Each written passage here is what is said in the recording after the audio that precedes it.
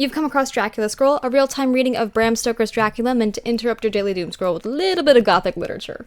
Read aloud to you as if by an older cousin, there's going to be limited editing and mistakes included. Please see my pinned video for content warnings and disclaimers. 19th of August, Mina Murray's journal. Joy, joy, joy! Although not all joy. At last, news of Jonathan. The dear fellow has been ill. That is why he did not write. I am not afraid to think it or say it now that I know. Mr. Hawkins sent me on the letter, and wrote himself oh so kindly. I am to leave in the morning and go over to Jonathan, and to help nurse him if necessary, and to bring him home. Mr. Hawkins said it would not be a bad thing if we were to be married out there. I have cried over the good sister's letter till I can feel it wet against my bosom where it lies. It is of Jonathan, and must be next to my heart, for he is in my heart. My journey is all mapped out and my luggage ready. I am only taking one change of dress. Lucy will bring my trunk to London and keep it till I send for it. For it may be that... I must write no more. I must keep it to say to Jonathan, my husband. The letter that he has sent and touched must confirm me till we meet. If you're curious about that letter, go back to the 12th of August where that is read. 19th of August, Dr. Seward's diary. Strange and sudden in Renfield last night. About 8 o'clock he began to get excited and to sniff about as a dog does when setting. The attendant was struck by his manner, and, knowing my interest in him, encouraged him to talk. He is usually respectful to the attendant, and at times servile, but tonight the man tells me he was quite haughty, would not condescended to talk with him at all. All he would say was, "I don't want to talk to you. You don't count now. The master is at hand." The attendant thinks it is some form of religious mania which has seized him. If so, we must look out for squalls, for a strong man with homicidal and religious mania at once might be dangerous. The combination is a dreadful one. At 9 o'clock I visited him myself. His attitude to me was the same as that to the attendant. In his sublime self-feelings, the difference between myself and the attendant seemed to him as nothing. It looks like religious mania, and he will soon think that he himself is God. These infinitesimal distinctions between man and man are too paltry for an omnipotent being. How these madmen give themselves away! The real God taketh heed lest a sparrow fall, but the God created from human vanity sees no difference between an eagle and a sparrow. Oh, if men only knew! For half an hour or more, Renfield kept getting excited in greater and greater degree. I did not pretend to be watching him, but I kept strict observation all the same. All at once that shifty look came into his eyes, which we always see when a madman has seized an idea, and with it the shifty movement of the head and back which asylum attendants come to know as well. He became quite quiet, and went and sat on the edge of his bed resignedly, and looked into the space with lackluster eyes. I thought if I would find out if his apathy were real or only assumed, and tried to lead him to talk to his pets, a theme which never failed to excite his attention.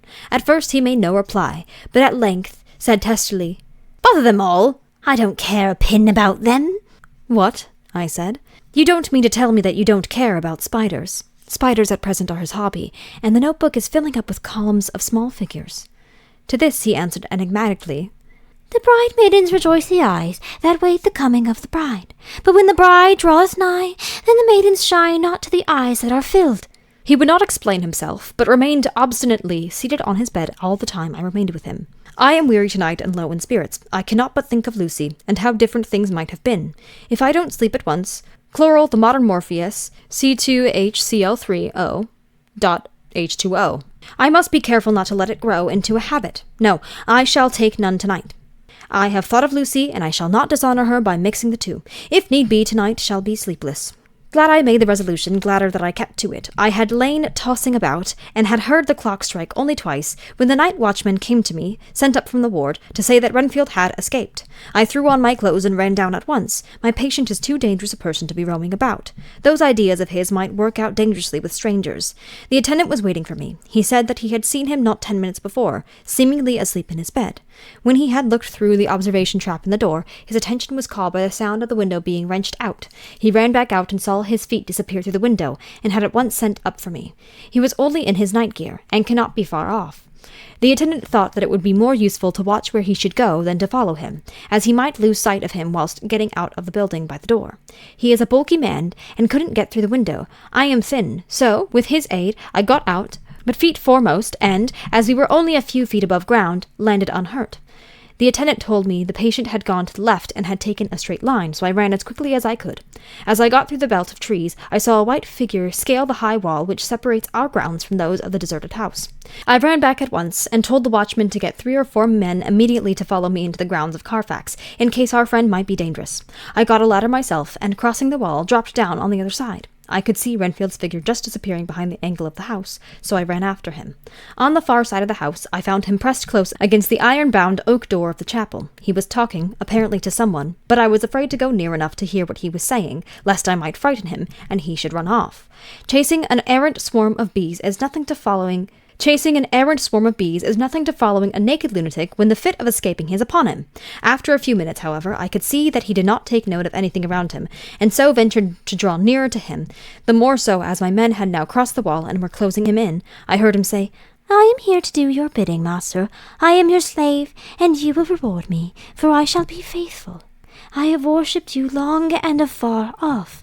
Now that you are near, I await your commands, and you will not pass me by, will you, dear master, in your distribution of good things?"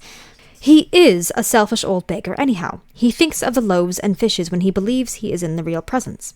His manias make a startling combination. When we close in on him, he fought like a tiger. He is immensely strong, and he was more like a wild beast than a man. I never saw a lunatic in such a paroxysm of rage before, and I hope I shall not again. It is a mercy that we have found out his strength and his danger in good time. With strength and determination like his, he might have done wild work before he was caged. He is safe now at any rate. Jack Shepherd himself couldn't get free from the strait waistcoat that keeps him restrained, and he's chained to the wall in a padded room.